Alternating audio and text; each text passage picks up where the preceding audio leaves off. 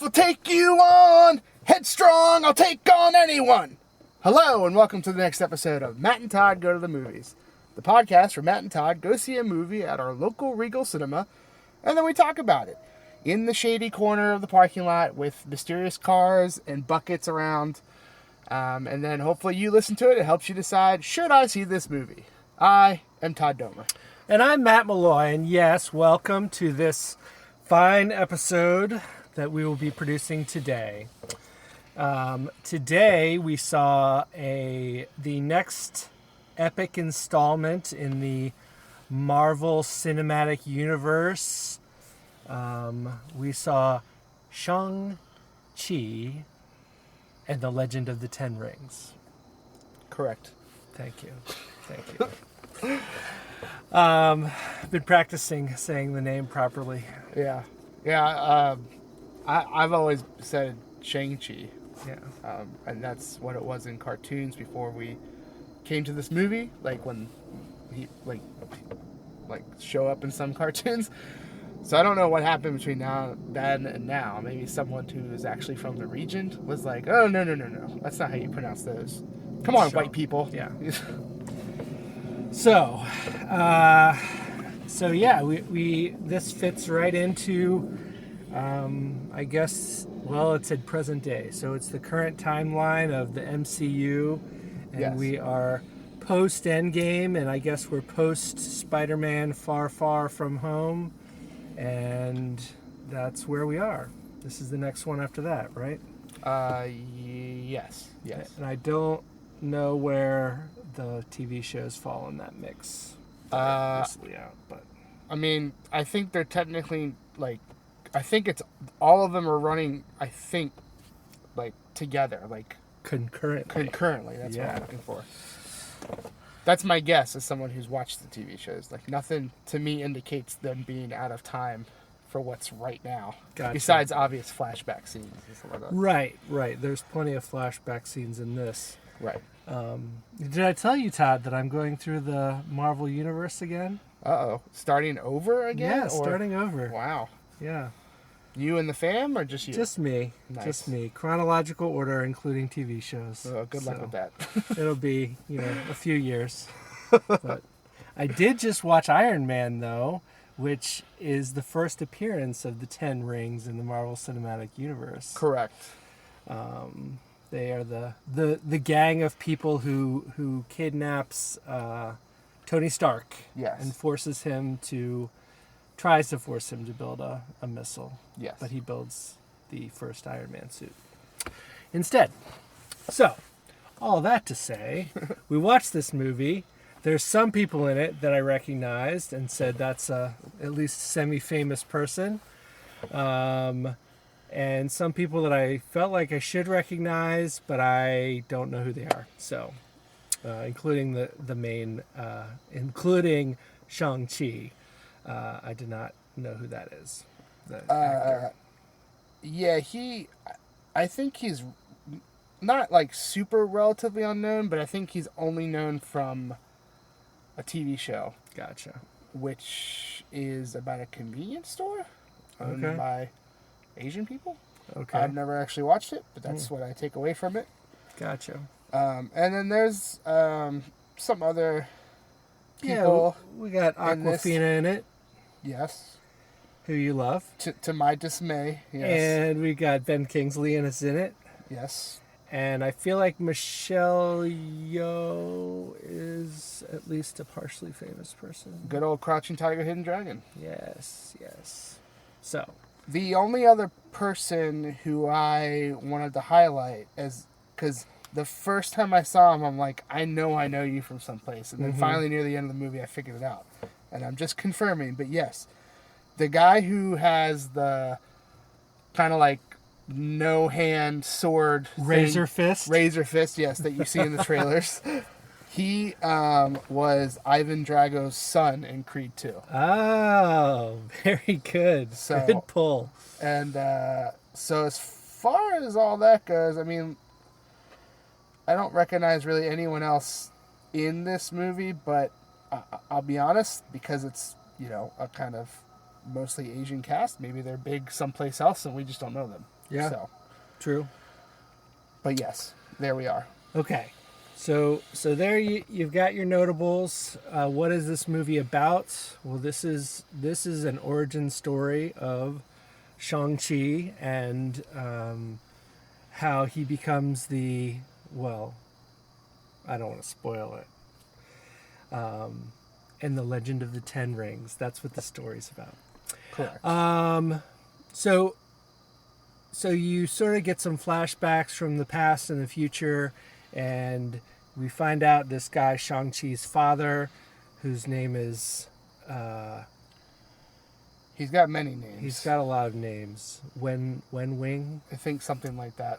Yeah. He'll always be the Mandarin to me, Okay. no matter what Marvel tries to change in their movies. Fair enough.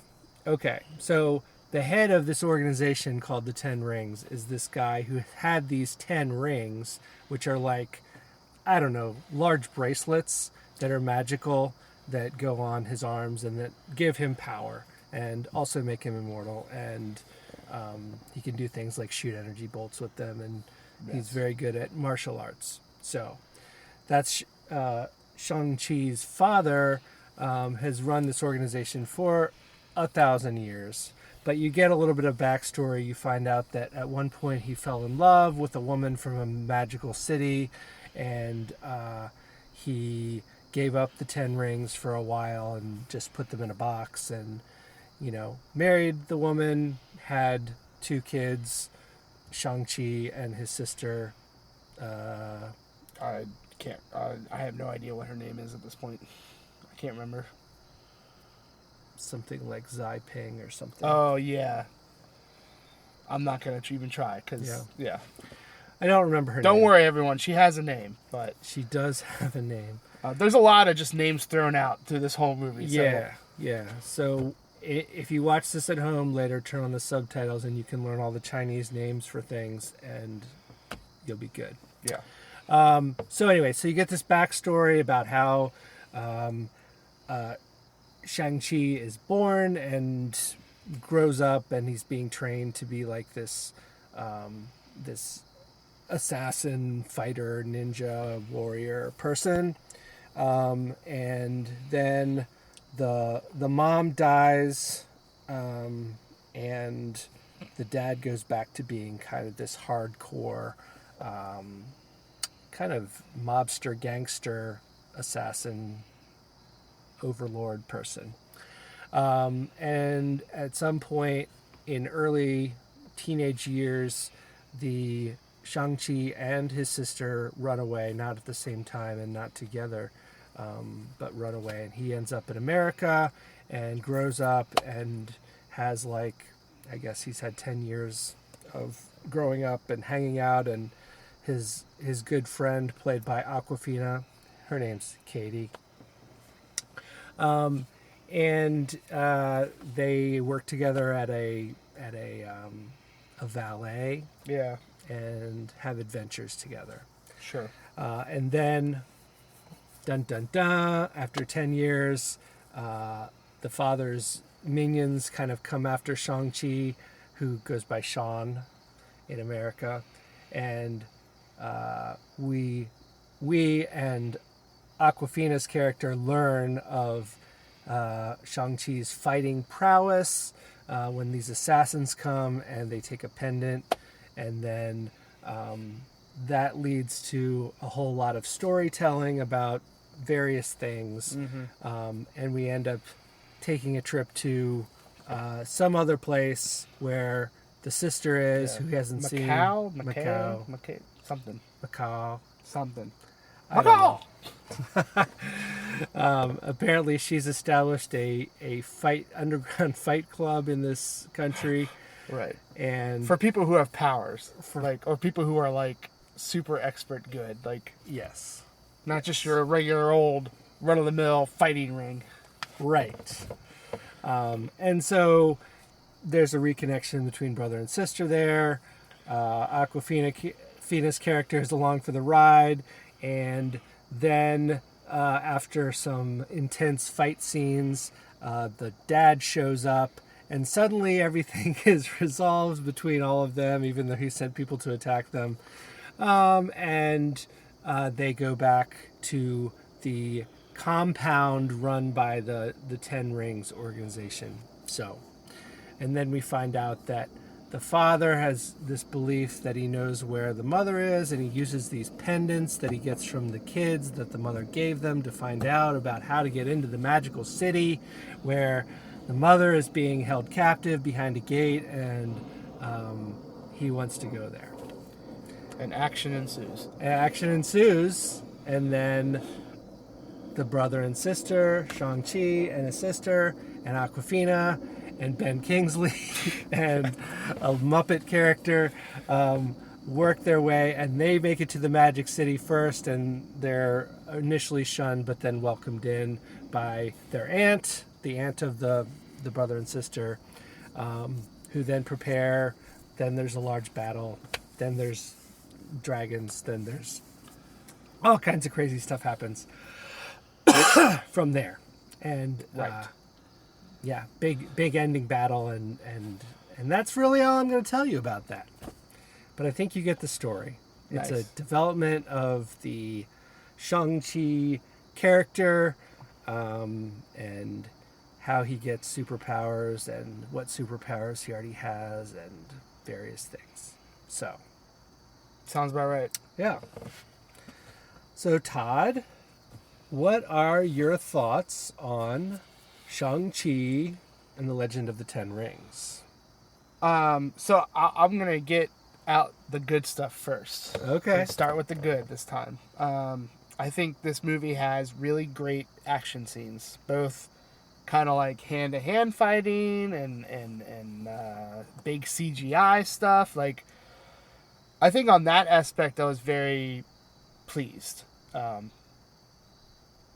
didn't think they did too many like cheap fighting things of like fast cameras or anything like that. It just was all kind of nicely choreographed, the kind of like, which and really highlighted martial arts in general, that it can be like in art form and stuff like that, and all that kind of stuff. So I very much enjoyed that aspect of it.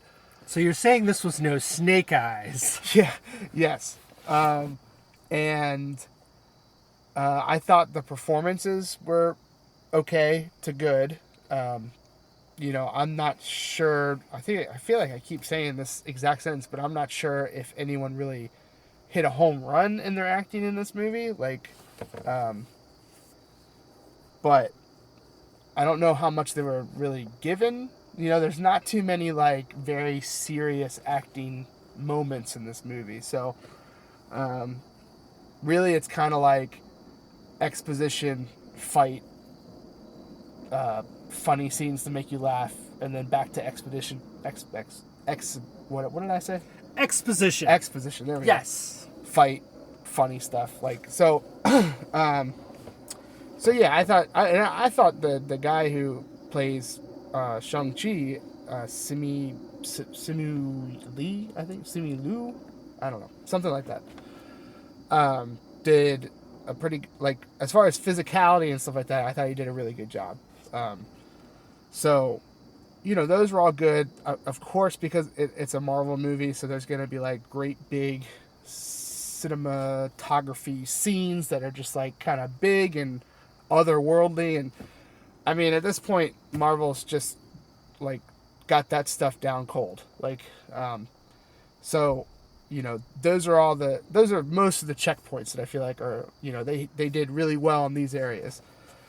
I have to say, though, this movie already had a big minus going into it for me, because while I'm not the biggest fan of the Mandarin as a villain, the 10 rings that he uses are one of the most ridiculous things in comics that I can understand why they kind of updated them to be like more basic, not a whole like.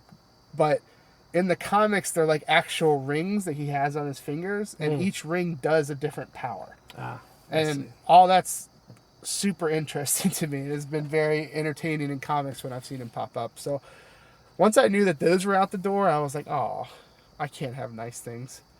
So that was hard for me to get over. The biggest downfall of this movie to me is that it is, I mean, it's a very paint by numbers Marvel movie in a sense that we've seen this movie several times now. Most notably, it is exactly like Black Widow in its story. Just replace espionage and spies with magic and martial arts. You know, person who has to meet up with their family to solve a big problem. And, you know, there's a secret underground organization that no one has ever heard about, like, which is this is probably like the 7th secret organization in the Marvel universe that no one knows anything about. And it's just like, to me, I've seen this story so many different times. They just replaced it with same story, just, you know, new people in it and stuff like that. So in that aspect, that's a huge minus to me, to Marvel, that stuff doesn't feel innovative anymore. Like, it's innovative in the sense that you're seeing some magic stuff, and that's kind of cool, and, like, you know, some dragons and a big action sequence and stuff like that. You know, that stuff's cool. But in general, I just feel like it's the same movie that we've seen several times at this point. And that's Marvel's biggest downfall to me, is that I don't think they've really settled into their formula. Like, I think the shows have kind of broken formula a little bit and, like, really kind of tried to explore different realms, but the movies just, I feel like I'm watching the same movie again. Just replace the characters with different characters, but the premise is still there.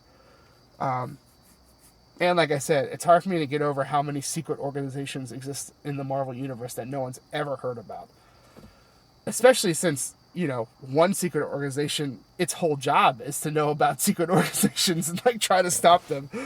So that was hard for me to get over. And I'll be honest, you know, started at the top of this podcast, I'm not a big Awkwafina fan. I don't know what she brings to the table. You could have, and it's not just her fault in this movie, you could have eliminated her entire character, and I think the movie would have been better for it. It would have sacrificed a little on the humor, but honestly, that's fine with me when it comes to Marvel movies. Like, there's so much quips and little funny stuff here that I've said it time and time again, that Marvel doesn't trust you to have real feelings and to understand those feelings. So any serious part has to be followed up with a joke and stuff like that. And that was the whole purpose of Awkwafina's character, of, oh, we just had some intense battles, or we just had an intense, you know, scene where you learn more about this character and stuff like that.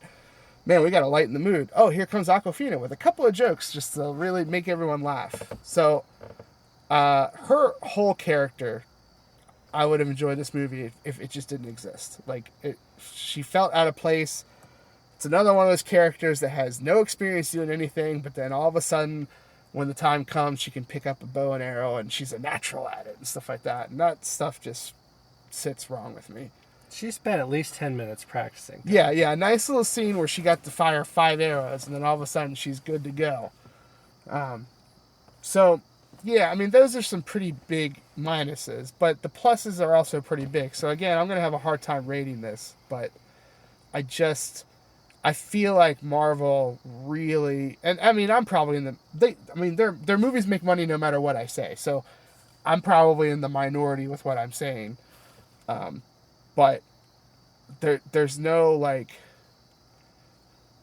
it's just not, they're not good movies. It's the same movie over again. It's like, how can we approach the same kind of story from a different angle this time? So,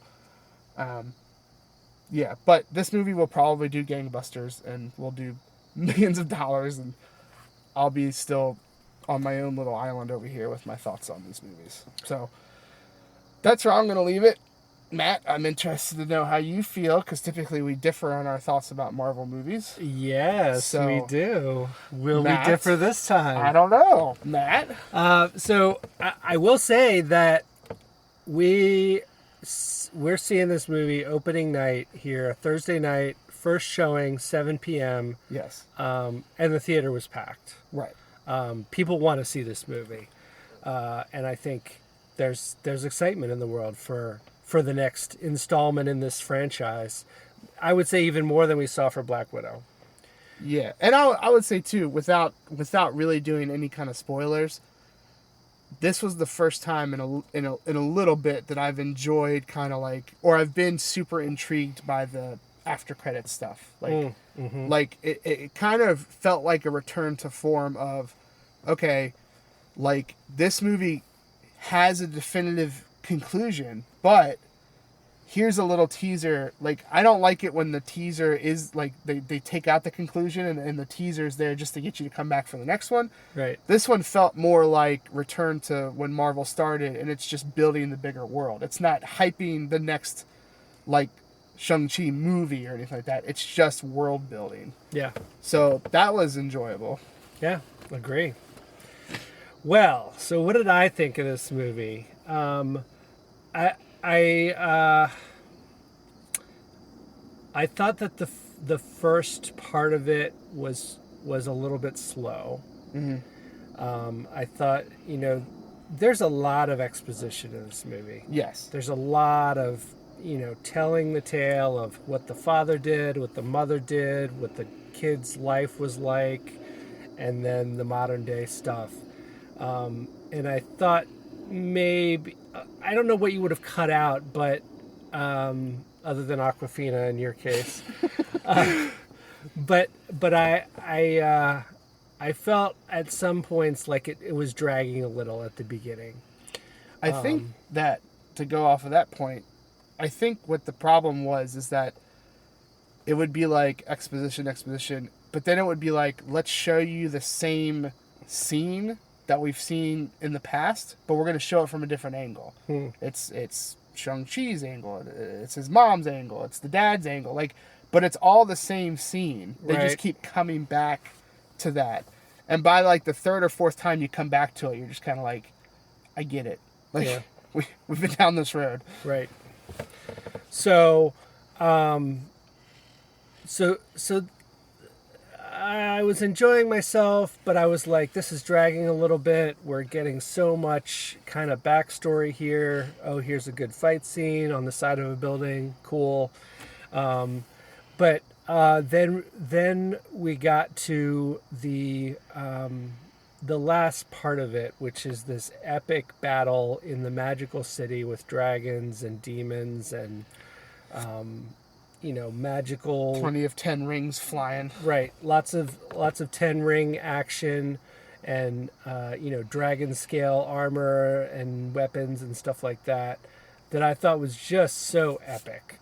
I really thought that brought the movie up to another level for me. Because I would have said, like you said, Todd, it checks the box. It did things that Marvel does well. The martial arts was good. The fight scenes were good. The action sequences good.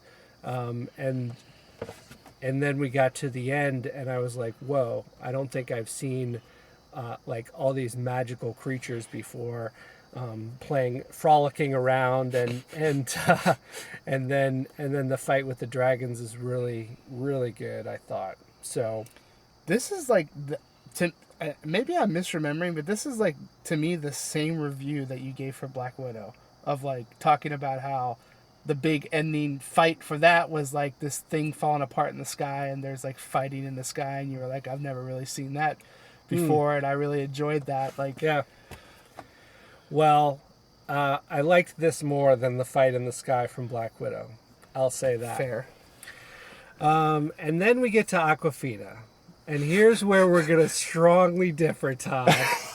Because I thought she was great in this movie. Well, maybe that's overstating it. But I found her character to be endearing. And yes, she was definitely there for the comedy. But I thought that the friendship, and then maybe something more relationship between her and Shang-Chi was nice to watch over the film. Yes, she does have some kind of magical bow powers that came into play that's at a critical moment. But I liked the character. I liked the way she played the character. I didn't have a problem with it, and I would say let's have more Awkwafina in the future.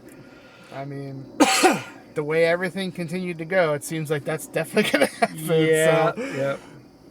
it's just hard. Besides my overall feelings about Awkwafina as an actress, it's hard for me to get behind. Like, once the initial reveal that Shang-Chi's like this other person that she doesn't know, and he's going on an extremely dangerous mission, and she's just like, I'm going, and he lets her go, is like, I don't know how to resolve that. You're a bad friend? I don't like you're letting this person who obviously cannot defend themselves unless there's a bow in their hand to go on this incredibly dangerous mission where she almost dies plenty of times. Yeah, that's true. But he couldn't bear to leave her behind. I think there's something there, Todd. Maybe. So, how... Oh, the car has turned its lights on. I know. I noticed that while you were talking. Interesting. I was like, oh. Who knows what's going to happen in the Regal Cinema parking lot tonight? Yeah. We did see a trailer for West Side Story, so maybe it's a gang war coming. When you're a jet all the way. So, I think overall, I really enjoyed myself in this movie. I think if the two halves of the movie had been, had been reversed, I wouldn't be giving as glowing a review as I am. Sure. But I thought that they brought their best at the end, and that's where my gut reaction comes from more than the beginning of the movie is the end. Yeah. And I would say anyone can see this movie.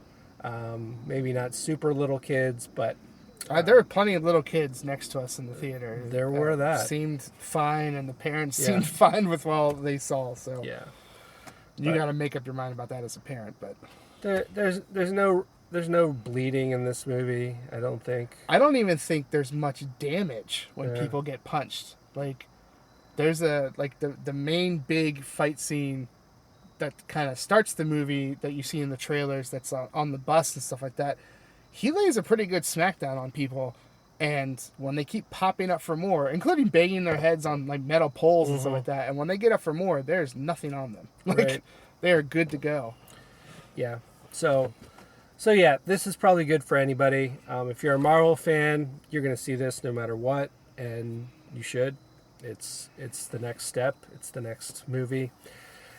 So I would say anybody could see this and probably enjoy it a good bit. Unless you're a true comic book fan, then you might be let down by certain aspects. I mean, it's possible. I can't speak solely about that. I just know that the Ten Rings are one of the most ridiculous things in comics that I enjoyed. So they weren't ridiculous enough for you. No, not at all. Like, I see. They grounded them too much by making them just kind of basic, honestly. Like prolonged life and maybe some degree of super strength and blasts. That was it. Yeah. So Matt. Yes. How many faceless mystical creatures would you give this movie? There is one main creature who is kind of Ben Kingsley's sidekick. Yeah. Who has no face, but has wings. Kind of looks like a dog with wings with no face. I mean, no head even. Yeah. So. It's like a ball with wings. Yeah, a fur ball with wings. And 4 legs. Some little... So 0 being the worst because you don't get any mystical creatures. 5, I mean, then you got yourself a party. Yeah, and I think there are even 5 of them in this movie. I think there's a point where there's a reunion between these creatures, briefly.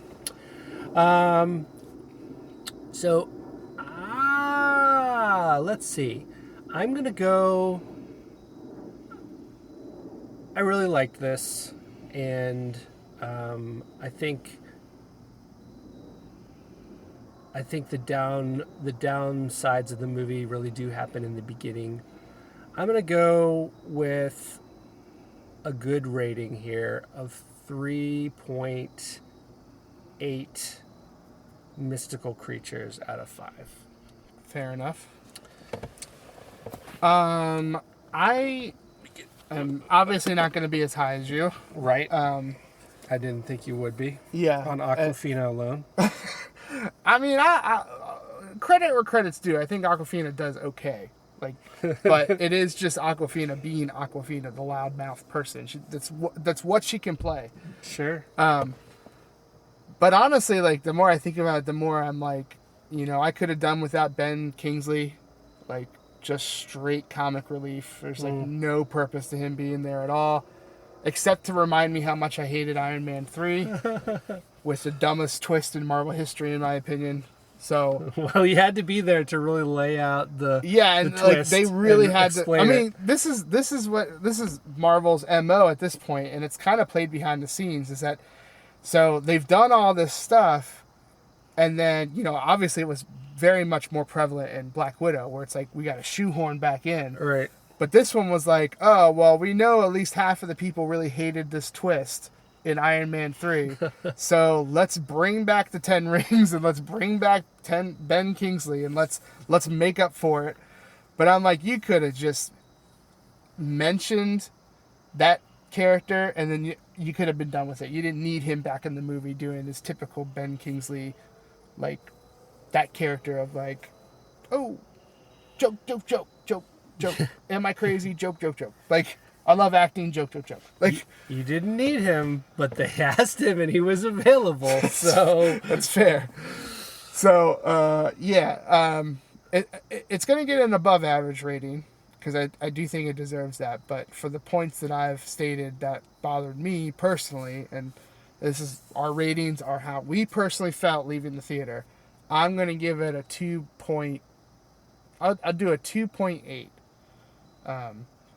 Like, I do think it was the probably 5th time I've seen this same story just with different characters and stuff like that. But, they did a lot of good things with this, and including, like, just small, like I said, bigger world building stuff that were, like, just small. And it made me crave more. Like, in this movie, you get Wong, which is Doctor Strange's kind of sidekick. Mm-hmm. You get the return of the Abomination, which was from The Incredible Hulk. Mm-hmm. And apparently they're friends, and that's a show I want to see. Like Wong and Abomination living in a flat together or something. Like, so, yes. And then also, there's some good world building at the end to kind of get you excited, not for just the next movie, but like where everything's going. So, yeah, 2.8. The reasons I've already stated several times of why I didn't like it, but they do plenty of good in this movie, so it definitely deserves an above average rating. But at this point, a Marvel movie would really have to blow my socks off for it to get above a 3 for me. So, yeah, that's where I'm at. Fair enough. Well, that is going to wrap up this episode of Matt and Todd Go to the Movies, where we review Shang-Chi, The Legend of the Ten Rings. And we gave it an average rating of 3.3, which is fairly good for our rating system.